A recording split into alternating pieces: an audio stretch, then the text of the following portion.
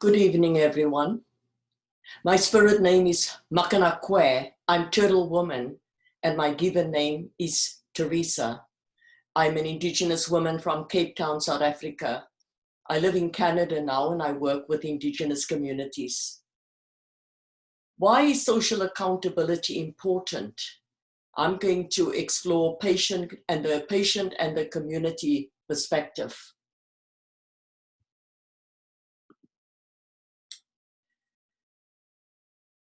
I honor Nelson Mandela tonight, my Madiba, because over 100 years after his birth, he is an example of courage and compassion.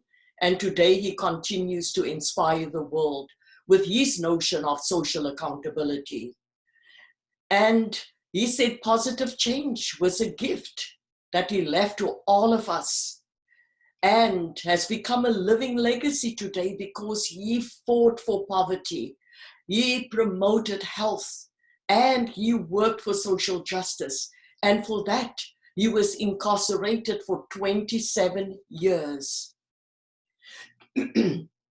Today, we know that many medical schools have embraced social accountability, and it is absolutely important for communities to have a social accountability mandate. Why is that?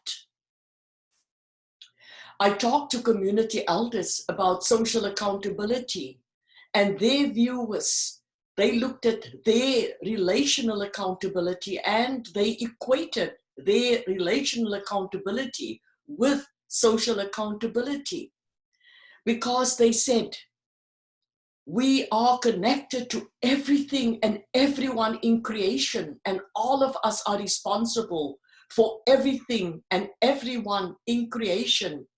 Our relations, it's the air, the water, the rocks, the trees, the animals, the insects, the humans, everything. And that is social accountability for us. And then they pointed me to that 7 grandfather teachings, and they asked me, your students and your doctors, do they understand that concept of the 7 grandfather teachings, that we live in love, in honesty, in wisdom, in trust, in humility, in courage and respect? I talked to various communities in South Africa and the indigenous communities here, and they echoed in one voice, we deserve to be heard.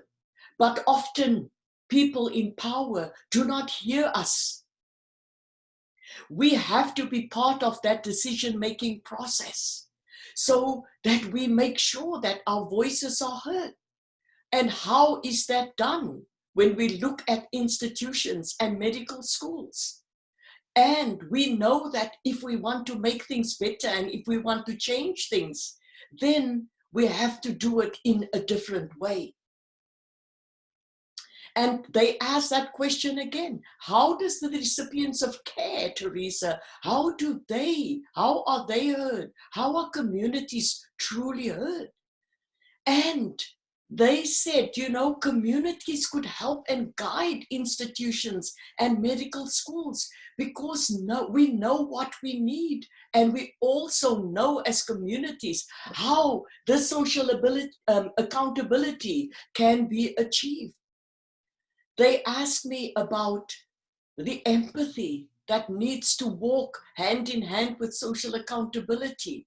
They talked about the compassion that medical students and doctors should look at, and that was an integral part of social accountability.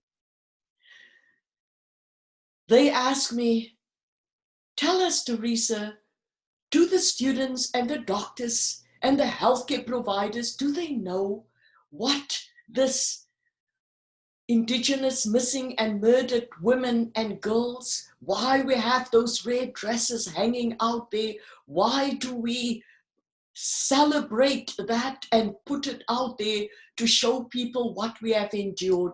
Do they understand our intergenerational trauma? Do they understand what we have gone through?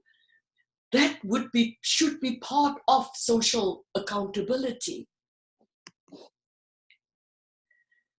I talked a little bit about accreditation and a little bit more about social accountability. They ask those questions again.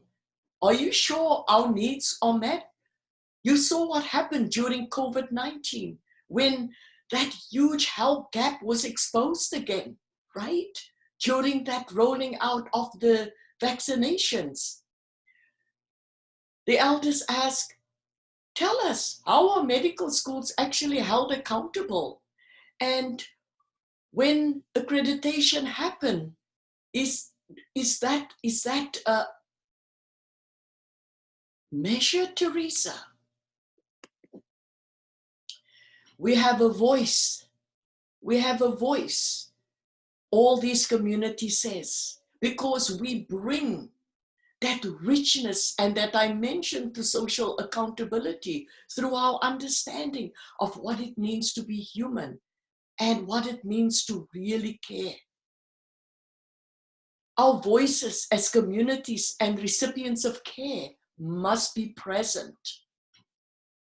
Our voices of our patients must be present in planning. Communities must be present in planning. And if that does not happen, it's not social accountability, because a socially accountable medical school is committed to conduct their education, their research, their service programs in addressing that social determinants of health. Is that in place? They ask. The political aspect, cultural, social, economic, and environmental aspect should all be an integral part of social accountability. Thank you.